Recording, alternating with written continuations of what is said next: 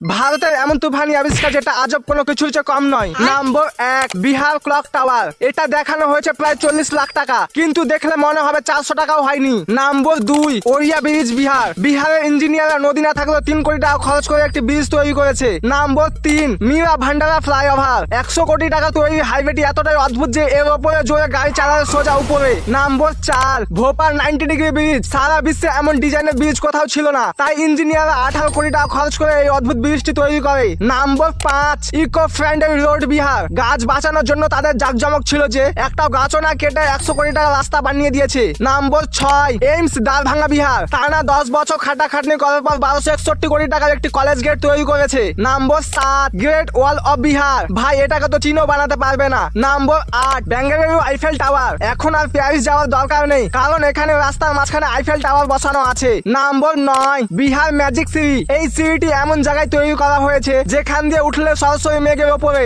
নম্বর 10, তুমি যদি ভারতে থাকো তাহলে ভিডিওটা লাইক করে চ্যানেলটা সাবস্ক্রাইব করে দাও।